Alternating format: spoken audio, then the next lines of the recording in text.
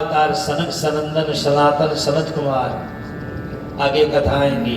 दूसरा अवतार शुक्र अवतार, तीसरा नारद अवतार, चौथा नरनारायण अवतार, पांचवा कपिल देव, छठा दत्तात्रेय, सातवां यज्ञ नारायण भगवान की जय हो। ये ज्योत जलाना ये भगवान का अवतार है। देवताओं को भोजन मिलेगा, कल बताया था मैंने, याद होगा। आठवां अवतार भगवान ऋषभ देव का हुआ। नौवां अवतार राजा पृथु का। 10वां अवतार मछली बन करके भगवान आए। मछली को भी बेकार तकलीफ नहीं देना चाहिए। आजकल लोग मांसाहारी बहुत हो गए। भगवान की 3 चीज पर अशोक जी नजर बहुत पड़ती है, याद रखिएगा। 3 चीज पर भगवान की नजर पड़ती है। एक तो आदमी के वेश पर कि क्या कपड़ा पहना पूजा में बैठा है। बाथरूम से जाकर तो कपड़े नहीं पहन के आ गया, अब पवित्र तो होके नहीं बैठा है। अपना वेशभूषा अच्छा रखो।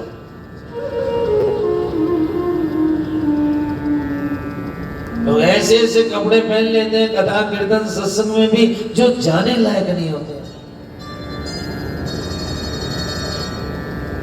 भगवान की दिवाली हो, होली हो, रामनवमी हो, तुम्हारे घर में गणगौर का त्योहार हो, कम से कम अपने भारतीय वेश को मत त्यागिए।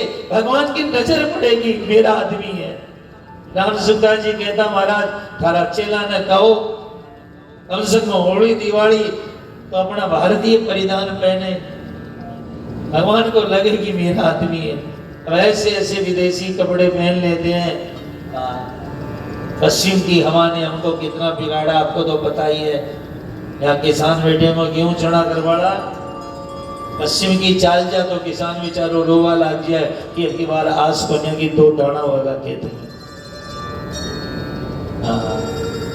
रवैया बहे तो दाने की गेहूं होगा, चना होगा, तो बचवा मर जाए तो हमें खेत दिए बहुत।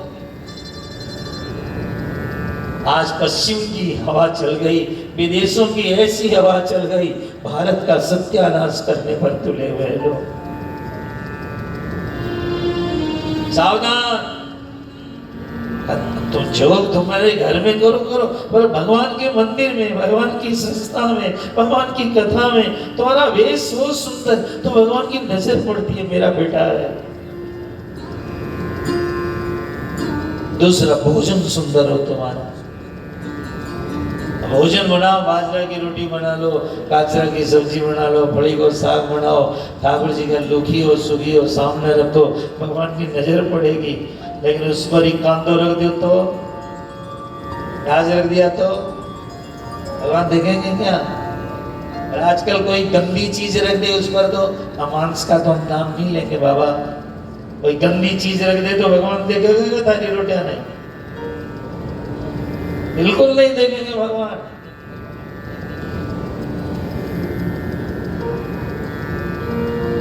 ये दुर्गुण जो है ना आपके जीवन के, ये प्याज है, लहसुन है ना, लू नहीं लगे, वे कौन लगे, पर बाहर रहता ना, तभी अंदर जाने के बाद तो कितने उत्पात करते हैं। साधनों को बचना चाहिए, नवरात्रों में बचना चाहिए सब खान से। हरे नाम हरे कृष्णा स्कॉन में आज करोड़ों लोग हैं, कोई प्याज नहीं खावे, कोई लहसुन नहीं खावे, कोई चाय तक नहीं पीवे, रोज 1.25 लाख जाप करते हैं। ठीक है जो, पर जाप रोज करते हैं। इतने बढ़ गए उनके, हजारों मंदिर हो गए दुनिया में। सुबह 4 बजे पहली आरती होती है स्कॉन में।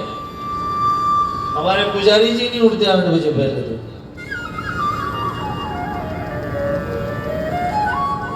सावधान। भगवान तुम्हारा वेश देखते हैं, तुम्हारा भोजन देखते हैं, और तीसरा भगवान तुम्हारा भाव देखते हैं।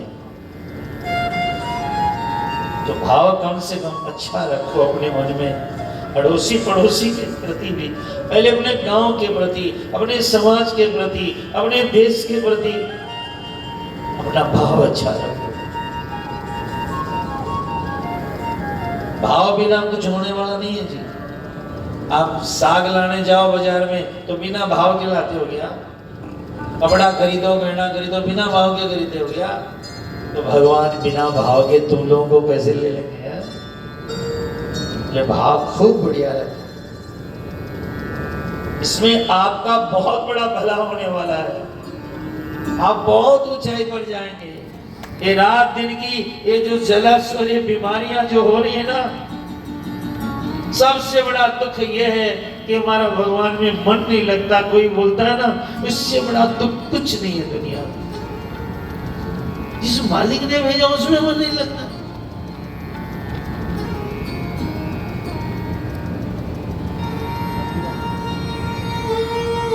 मछली में भी भगवान है, मत्स्यावतार।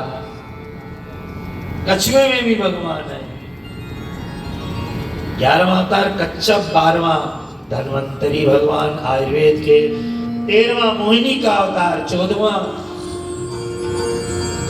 बोलिए नृसिंह भगवान की, 15वां वामन, 16वां परशुराम, 17वां भगवान वेदव्यास, 18वां बोले राजा रामचंद्र भगवान की। 24 अवतार है अपने ठाकुर जी का। 19वां अवतार बलदेव भगवान की जय। 20वां कृष्ण कन्हैया लाल की। 21वें अवतार में भगवान बुद्ध होंगे। जब भागवत कही गई नहीं हुआ, अब हो चुका।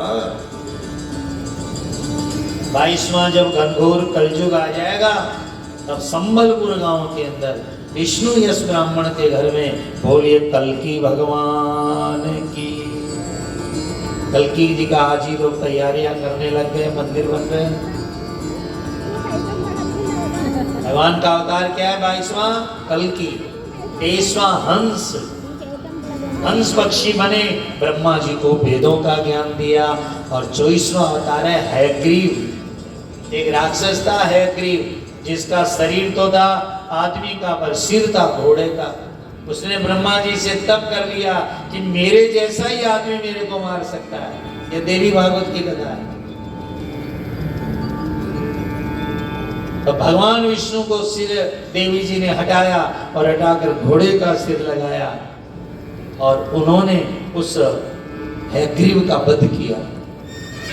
किस दिन किया? श्रावणी पूर्णिमा के दिन। और भगवान ने घोड़ा बनकर अपनी पूंछ से जितने वेद मंत्र पानी में फेंक दिए थे राक्षसों ने, वापस निकाले। तो घोड़ा का पूंछ में एक चमत्कार आ गया, क्योंकि पूंछ से ही भगवान वेद मंत्र उठाए थे। एक चमत्कार आ गया कि घोड़े की जो पूंछ के बाल है ना, ब्रह्मांड में इससे बढ़िया संगीत कहीं नहीं है जो पूंछ के अंदर बाल में संगीत होता है। इसलिए कभी वायलिन बजाई आपने या देखिए, उसमें घोड़े के पूंछ के बाल लगते हैं। सरोद बाजे आपने राजस्थान में, घोड़े के पूंछ का बाल हो रही है। क्यों? वैसा स्वर प्लास्टिक में नहीं आ सकता, तार में नहीं आ सकता।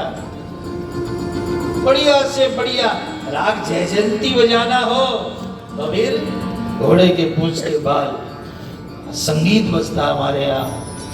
क्योंकि भगवान ने वेद मंत्र क्या उठाए, घोड़े में चमत्कार आ गया।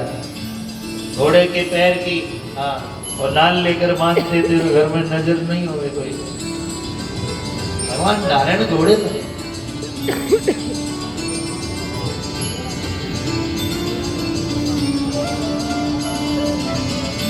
भगवान का हयग्रीव भगवान की जय।